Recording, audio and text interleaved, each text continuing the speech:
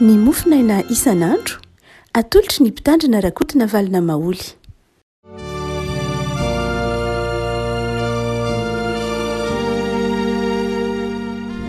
Famiraba ny vehivavy rehetra kristianina, vehivavy malagasy tratra ity andro izay natokan'ny fiarahamonina atsiarovana manokana ny vehivavy ity. Dia fotoana manokana moa dia nisy renim-pianakaviana vitsivitsy nametraka fanontaniana momba ny anjara toeran'ny vehivavy, momba ny zon'ny vehivavy, momba ny andraikitry ny vehivavy eo anivon'ny fiarahamonina sy ny fiangonana. Inona toe vehivavy mendrika, inona koa no andraikitra izay mety ataontsika hoe tazon'ny vehivavy eo anivon'ny fiangonana raha teny fizika amintsika ohatra na amin'ny protestanta amin'ny ankapobeny. Amin'izao andro vehivavy zao dia tsara ny anaovantsika tompo-maso fohy aloha momba ny fiarahamonina malagasy, hijanona ny fiarahamonina malagasy itsika. Ny fiarahamonina malagasy dia tsorina fa manana izay toerana ametrahana ny vehivavy amin'ny ankapobeny resahantsika. Tsy resaka ny atsipiriany ohatra hoe any amin'ny foko atsimotsinanana ny toeran'ny vehivavy dia tsy hitovy mihitsy amin'ny foko ataontsika hoe any amin'ny faritra andrefana. Misy mahasamy hafa azy be, fa misy kosa ny iraisana izy rehetra. Mazava ho azy malagasitsika dia mahafantatra fa samy manana izay ametrahan'ny vehivavy. Misy any toerana zany dia misy hoe tsy misakafo mihitsy vehivavy raha tsy misakafo ny lehilahy. Misy an'izany. Tsy voatery raisina amin'ny maso mihibana negatif akory zany, fa misy antony zavatra maro samy hafa mety ho lafiny pozitiva mihitsy ary no azo itserenan'izany. Fa raha jerena amin'ny solomaso tandrefana fotsiny izao dia mety ho hafa be mihitsy ny andikanan'izany tohatra ny sisasisa no an'ny vehivavy raha makany amin'ny faritra atsimo atsinanantsika na faritra atsimo ohatra dia mety ho izay mihitsy. Fa ilayntsika ny mijery ny ankapobeny Madagasikara ka betsaka tokoa no lazaina raha ohatra ka amin'ny lafiny hoe famakafakana ny anjara toeran'ny vehivavy amin'ny fiarahamonina, ny zony, ny andraiky, ny zay mety asa ivelomana. Fa tsy afaka vitan'izany akory isika noho ny fotoana voafetra. Azo atao tsara zany fa tsy eto amin'ny fotoana fohy izay ametrahan'ny olona fanontaniana momba ny vehivavy. Fa raha amin'ny ankapobeny dia raha toka jerena amin'ny lovatsofina, amin'ny teny jerentsika azy sy amin'ny fomba sasatsasany dia hita fa nisy vanim-potoana roa teo amin'ny tantaran'ny vehivavy, fifandraisan'ny vehivavy sy ny lehilahy. Nisy fotoana teo amin'ny tantaran'ny zao tontolo zao, teo amin'ny tantaran'ny Madagasikara zany, teo amin'ny tantaran'ny fiarahamonina dia nisy fotoana tena fanjakam-behivavy. Nisy fotoana tena fanjakam-behivavy ary aveo nodombiasa ny fanjakan-dehilahy. Ny teny, ny fomba fiteny dia ahitantsika izay vanim-potoana ny fanisa dia ohatra andray ohatra tsika ohatra ny tantaran'ny Kitaitelo an-dalana.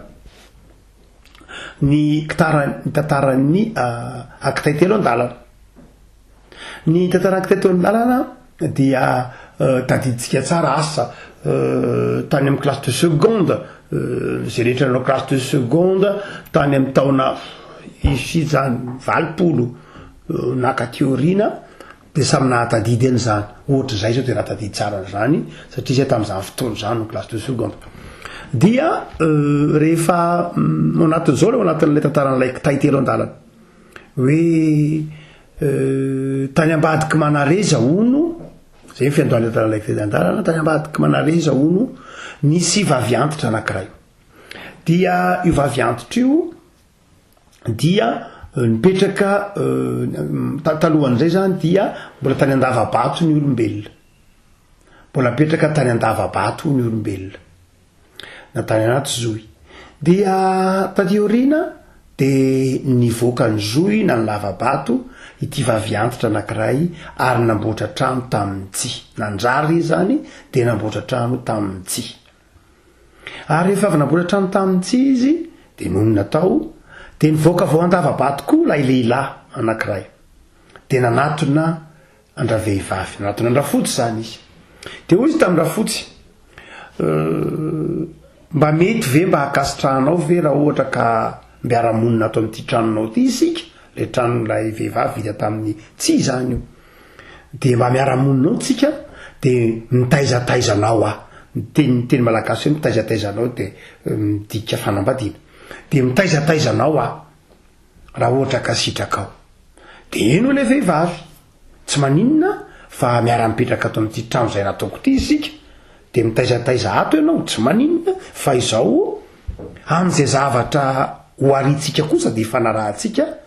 fa raha ndroa laniko ary ndray alaninao zany hoe raha misy zavatra telo voaritsika de zao ndroana ary ndray anao zany hoe ndroa-pahatelony zay voaritsika de ana ary ndray apahatelony ihany ianao satria zano tompony trano de eny araora lehilahy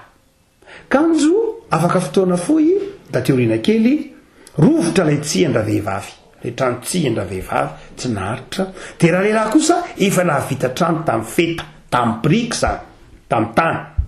dia lasa raha lehilahy mifindra tao amin'ilay trano briky trano tany zany trano feta de rehefa nifindra tao raha lehilahy de lasa raha anatin'azy indray raha vehivavy olay tantara dia ora le vehivavy tamin'raha lehilahy za ty efa mitombo taona ka dia mba afaka miditra ato amin'ny tranonao ve za mba afaka makao ve za miara-monina aminao de mitaizataizanao de ora lehilahy eny tsy maninona mihitsy miara-monina atsika saingy zao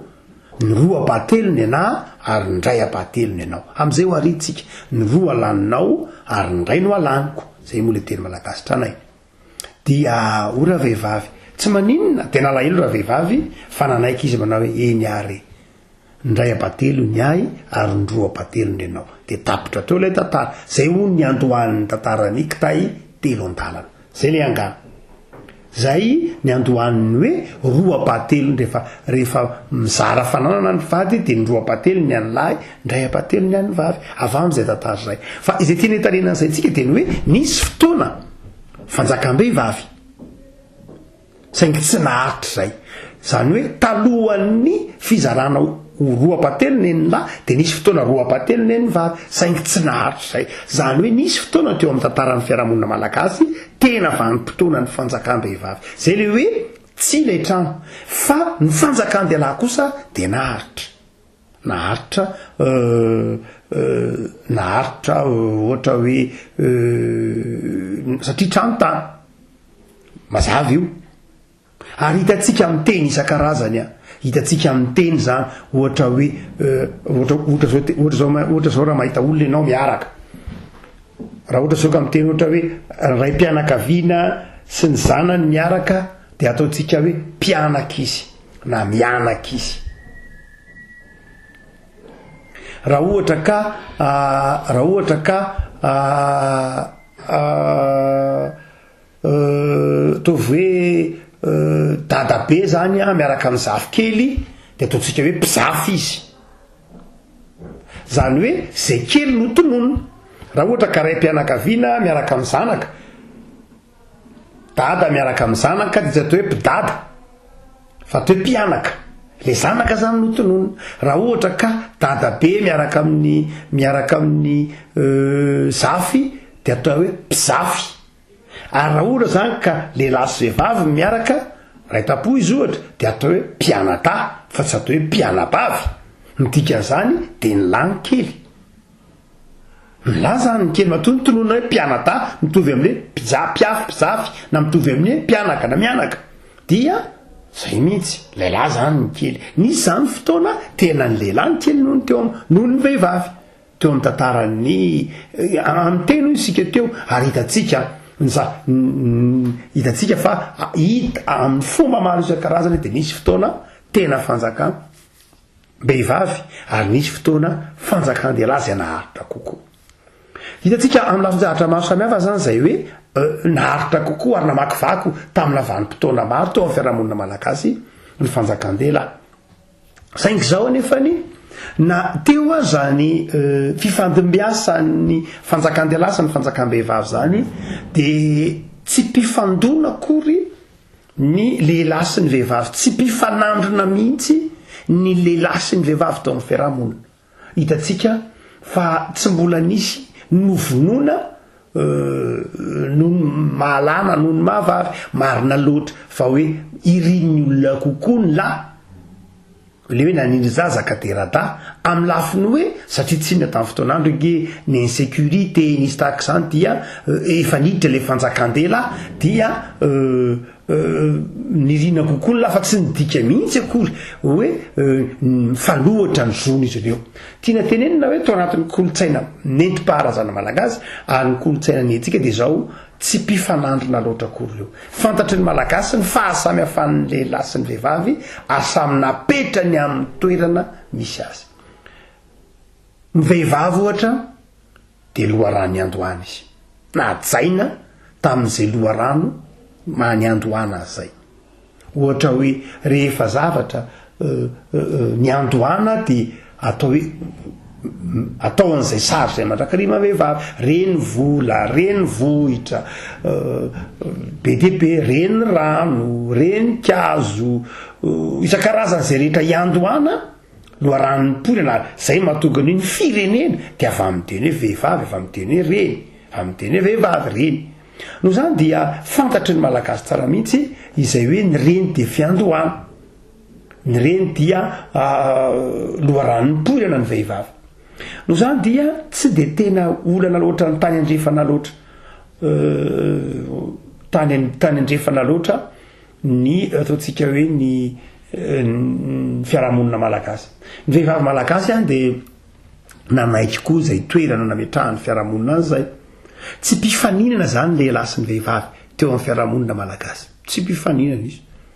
vehivavy mipetraka tsara tamin'izay toerana nametrahany fiarahamonina zay tsy nahatsiaro hoe ataontsika hoe nahatsiaro voahilika izy tsy zay loatra ny lehilahy dia nahatsiaro koa hoe izay ny toerana nisy azy dia izay ny toerana nisy azy ny solomasitsika ankehitriny no mijery ny fiarahamonina malagasy no efa hafa dia indraindray mety mampifaninana ny lehilahy sy ny vehivavy ekena tokoa fa marina ny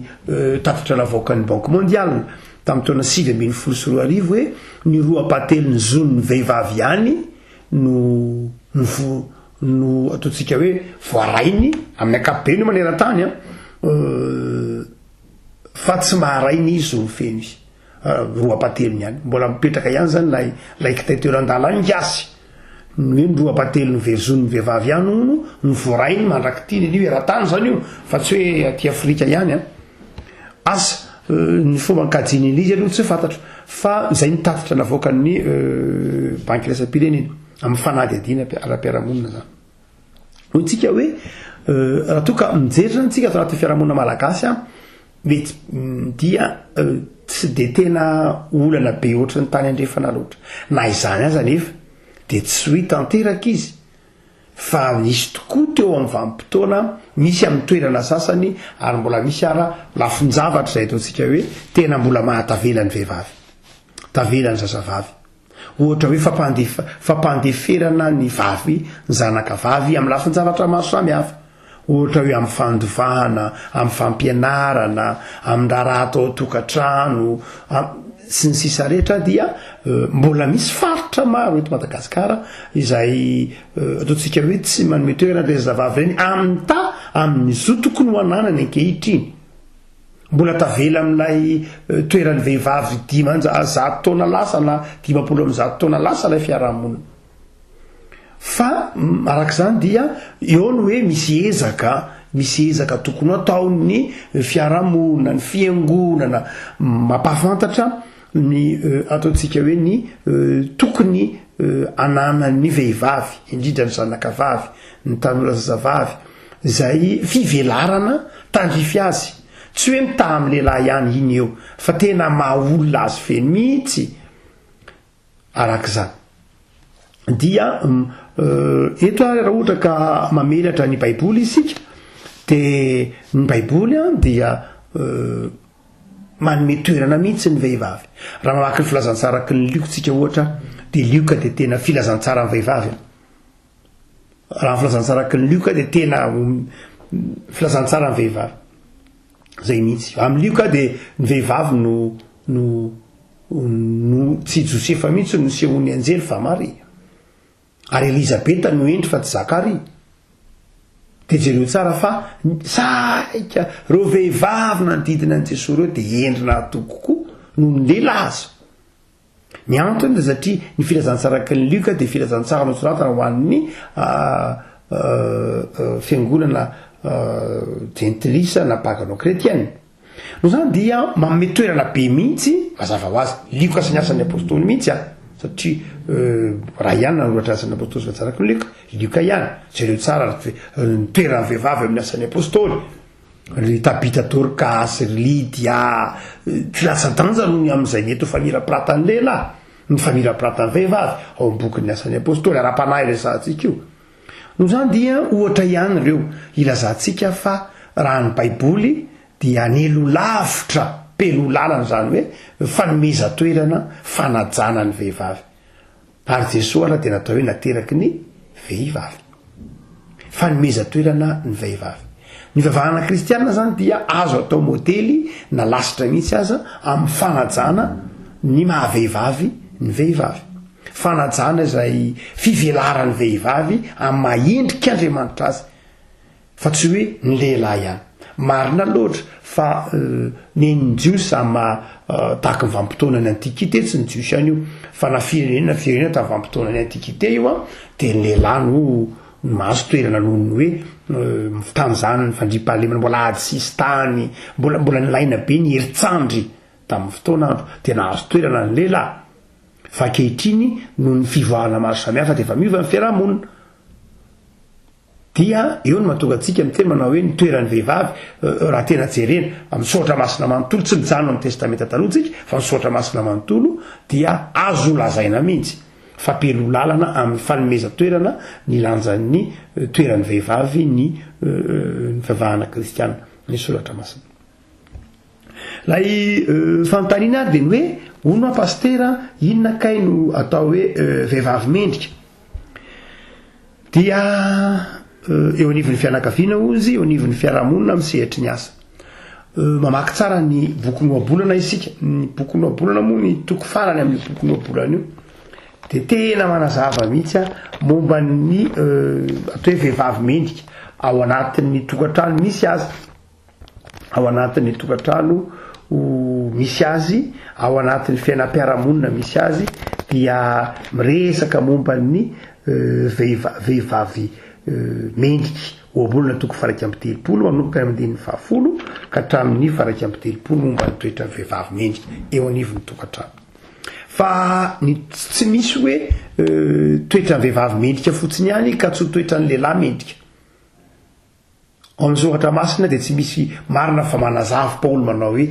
ho anareo lehilahy zao, ho anareo vehivavy zao, fa io hoe ho anareo raim-pianakaviana ao anatin'ny tokantrano, ho anareo raim-pianakaviana, fa ny filazantsara ny Jesosy dia miantefa ho an'ny olona rehetra na lahy izy na vavy izy. Ny fitsaran'Andriamanitra dia fitsaran'Andriamanitra ho an'ny olona rehetra fa tsy ho an'ny lehilahy ihany na ho an'ny vehivavy ihany. Ndika zany de zao hoe inona ny toetra mendrika, izay toetra mendrika gatahana amin'ny lehilahy de tokony ho toetra mendrika gatahana amin'ny vehivavy, izay toetra mendrika gatahana amin'ny vehivavy de tokony ho toetra mendrika gatahana amin'ny lehilahy. Ny fahamarinana, ny fanajana ny tokantranony, fanajana ny aina, ny fanajana ny asy ny mahaolona, zany rehetra dia tsy hoe toetra ny lehilahy ihany fa tokony ho toetra ny vehivavy mendrika ihany koa. Tsy tena misy zany toetra manokana hoe tena marina fa amin'ny lafin'ny civilisation fotsiny ihany iny hoe vehivavy de natao hitantana tokantrano fa tsy voatery zany tsony zao ka. Ny fivoarana teo amin'ny fiarahamonina dia nampivoatra ny toeran'ny vehivavy ho tsy hoe ao anatin'ny tokantrano ihany, na nampivoatra ny toeran'ny lehilahy tsy hoe any ivelan'ny tokantrano ihany fa ao anatin'ny tokantrano koa izy, manana didy kojakoja ny tokantrano, manana didy kojakoja ny andavanandrom-piainana amin'izay misy azy eo an-tranony ao, tsy asan'ny vehivavy ihany zany. No zany dia hoe inona ny toetra mendrika ny vehivavy inona amin'ny vanim-potoana ankehitriny dia tahaka izay raha zay ny soatra masina manontolo ihany. Inona ny toetra mendrika ny fahataonana an'Andriamanitra, fanajana ny ain'ny olona sy ny fananany, fanajana ny tena ho tepolin'Andriamanitra, fanajana ny tokantrano sy ny asa fanajana ny asa ho endrika nimponan'Andriamanitra ny asa nytsika kristianina dia fanomponan'Andriamanitra fa tsy hoe ny alahady mandeha miangona ihany no fanomponan'Andriamanitra fa ny asa koa dia fanomponan'Andriamanitra zany dia toetra mendrika zany hoe manana moral manana etika tahaka ny lehilahy koa ny vehivavy zany teza moa dia fanandray efa tsy dia hitantsika loatra zany hoe kristianina miazona zany moral zany fa ohatran'ny ndraindray baranany loatra ny fanontaniana faharoa zay napetraky ilay renim-pianakaviana teny hoe manahoana ny fandraisana andraikitra sy ny fanomezana andraikitra ny vehivavy eo amin'ny fitarihana ny fiangonana protestanta eto Madagasikara.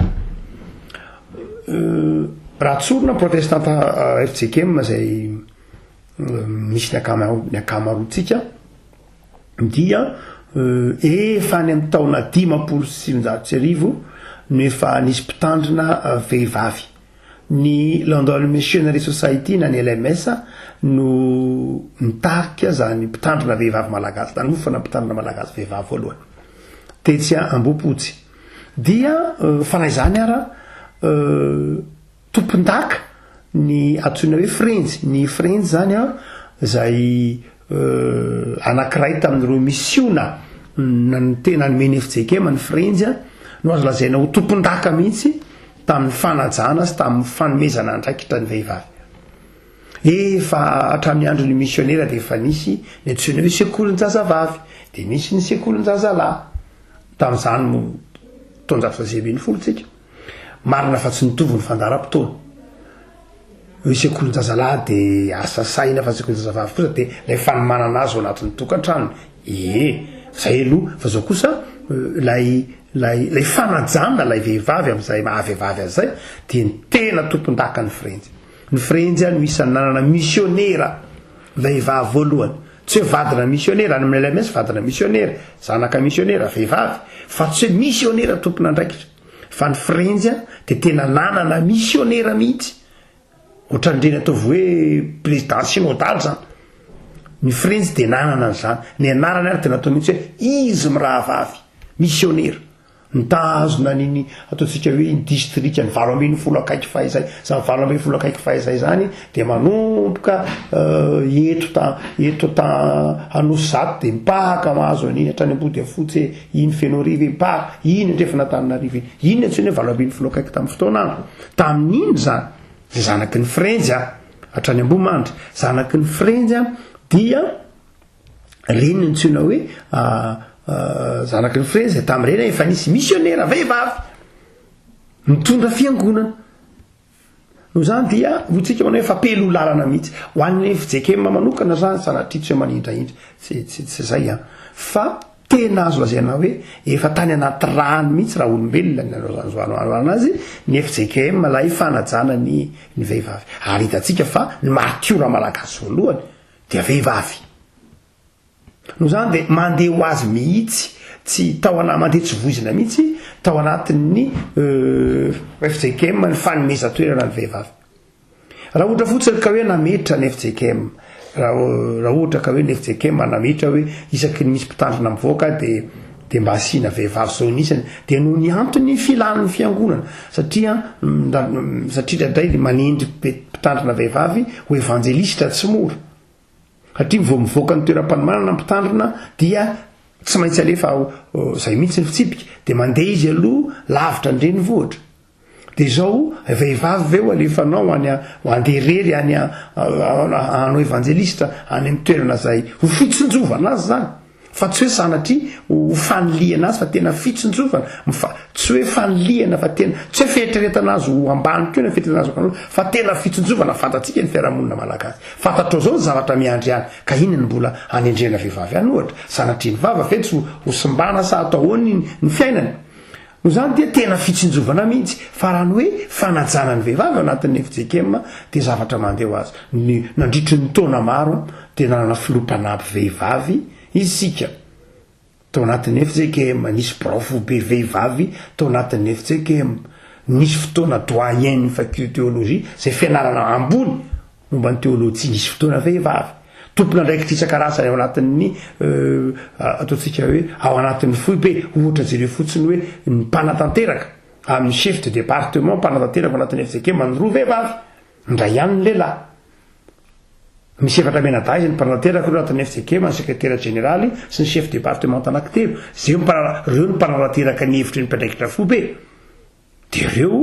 dia ny anankiroa vehivavy de atoerana anankiroa koa lehilahy raha ohatra ka raisina oisan'ny mpanatanteraka miaraka amin'ny aviatrany ny secrétaire général ilazana hoe tsy de zavatra mandeha ho azy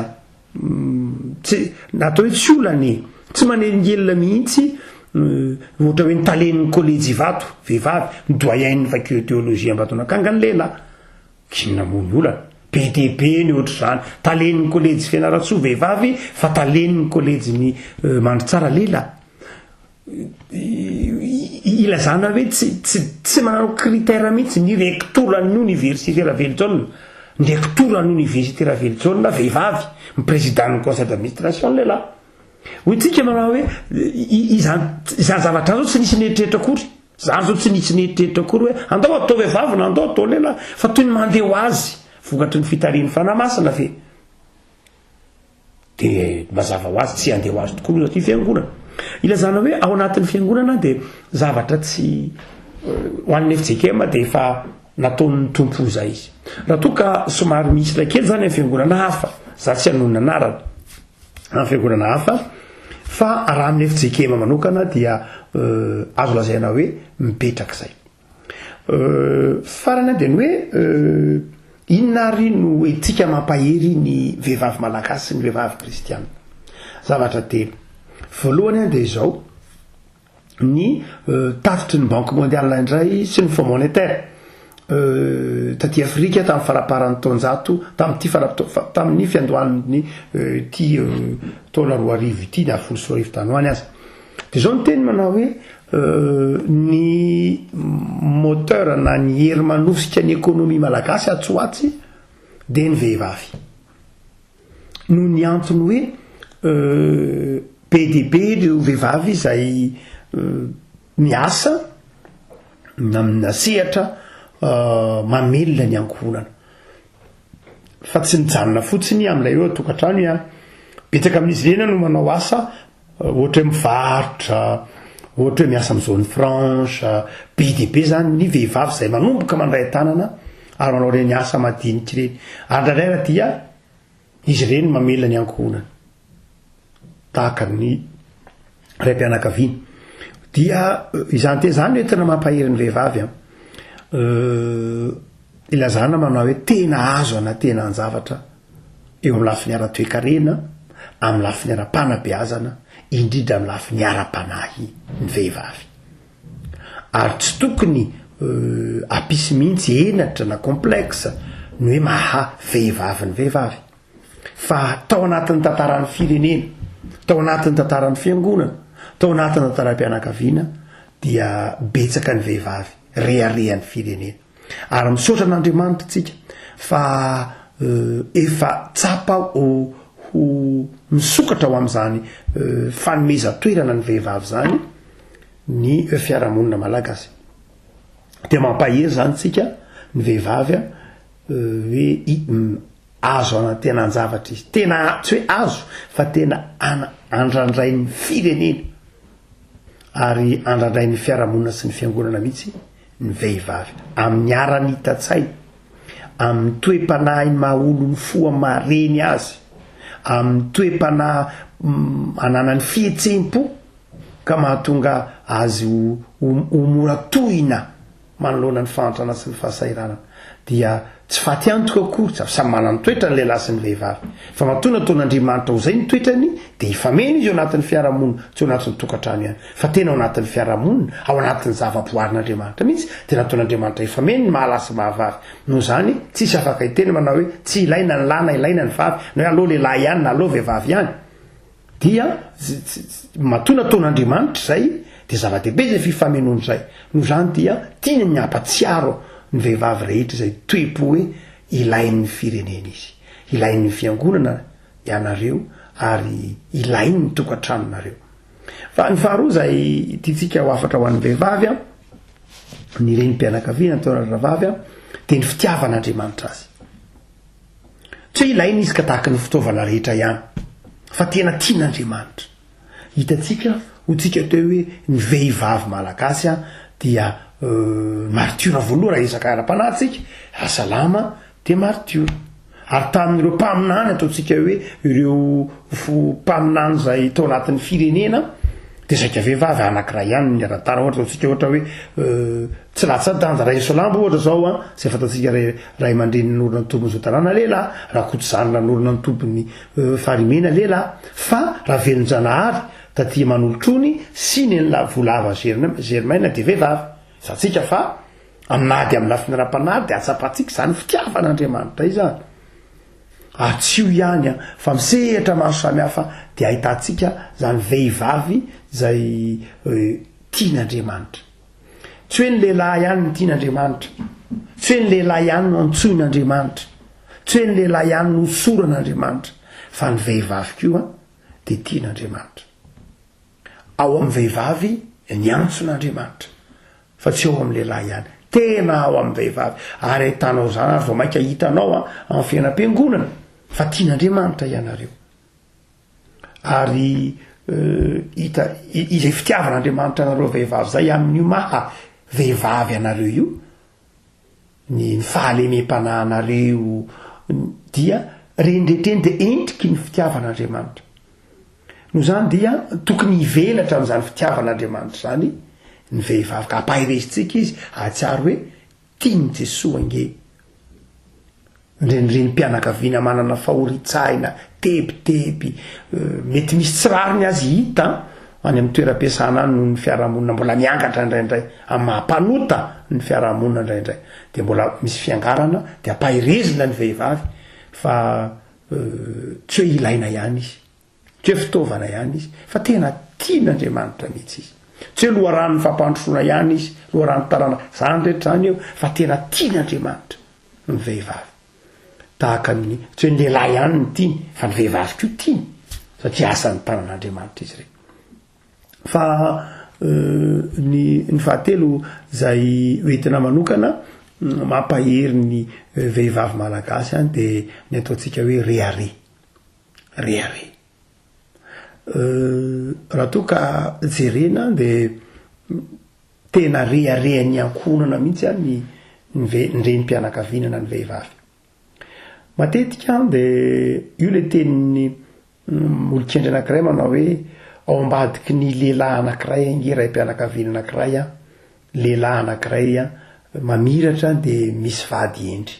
misy vehivavy endry fa izao koa mety mifamadika zany a tsy ny lehilahy ihany no atao amiratra fa ny vehivavy koa de rearea ny tokantrano ary izay hitatsika fa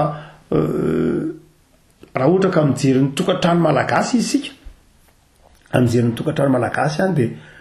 tonga de fantatra hoe tokantrano zay manana renim-pianakaviana miaina ao anatin'ny fahafenony zao tokantrano zao sy hoe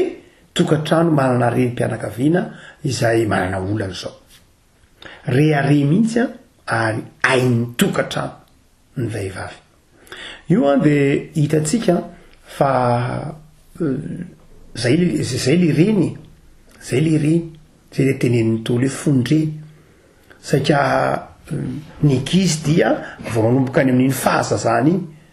dia ampifondreny ampinonondreny ny reny ngeny manome aina azy ny reny ngeny mamelona azy ny fanabiazana voalohany indrindra ndray raha mbola ao akiby de efa miresaka izy mianaka mbola ao akiby de efa miresaka le reniny sy le zaza rehefa trotro fantatry le zaza ny fofon'lay reniny fantatry hoe le fantatry zaza hoe fofon'le reniny zany de mitomany izy nafaly izy rehefa trotron'le reniny hotsika manao hoe zany zavatra zany de tena toerana manokana tena sarobidy ary tokony hanajany olona hanajany zanaka hanajany lehilahy hanajana zany hoe vehivavy zany satria izy nampisy aina izy nanabe ary io mamana lay tononkalo anankiray lay tsy anjery tambola kely hoe le tokana tany tsy azo soloiny lay be fandeferana ny solovoiny tena zay niny zay le vehivavy zay no zany de ampahirezintsika ny vehivavy ezaka ary mamiafatra ho an'ny fiarahamonina tsika hoe ajao ny vehivavy